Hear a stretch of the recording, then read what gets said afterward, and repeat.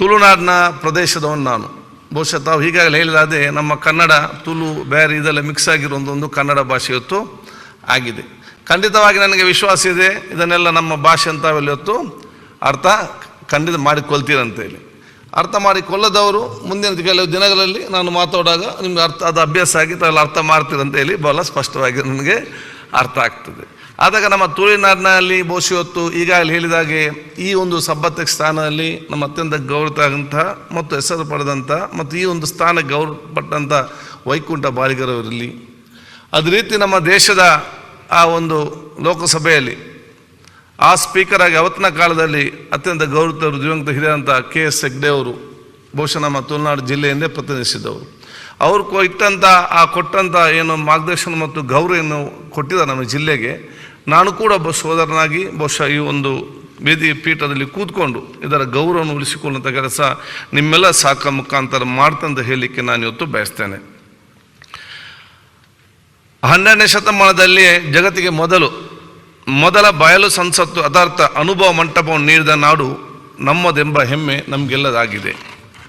Speaker ಆಗಿ ಅವಿರೋಧವಾಗಿ ಆಯ್ಕೆಯಾದ ನಾನೊಬ್ಬನೇ ಅಲ್ಲ, ಚುನಾಯಿತರಾಗಿ ಸದನಕ್ಕೆ ಬಂದಿರುವ ತಾವೆಲ್ಲರೂ ಕೂಡ ಪಕ್ಷಾತೀತವಾಗಿ ಜನಪರ ಸೇವೆ, ಜನಹಿತ ಹಾಗೂ ನಾಡಿನ ಹಿತವೇ ನಮ್ಮೆಲ್ಲ ಆದ್ಯತೆ ಆಗಿರಬೇಕೆಂದು ನಾನು ತಿಳಿಸಿ ಬಯಸ್ತೇನೆ.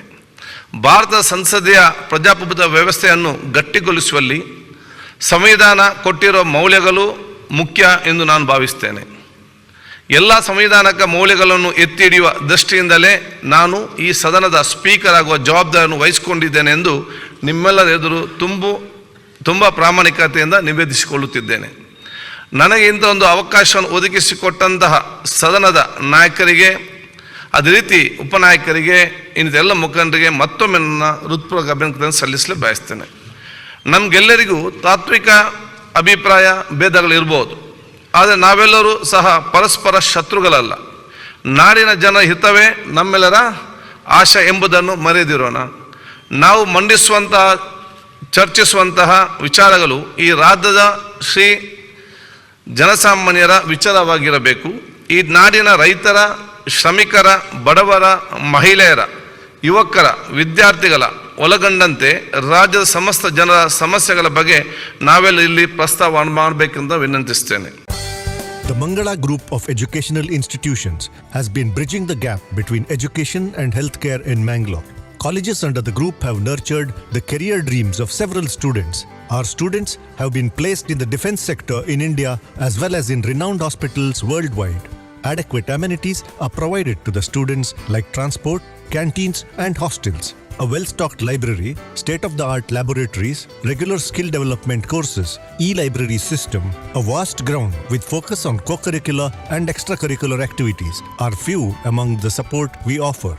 The Mangala Group of Educational Institutions offers quality courses in nursing, paramedical sciences, allied health sciences, physiotherapy and speech and hearing. The journey of 1,000 miles starts with a single bus ride to college. Explore and experience the exceptional quality of education at Mangala Group of Educational Institutions.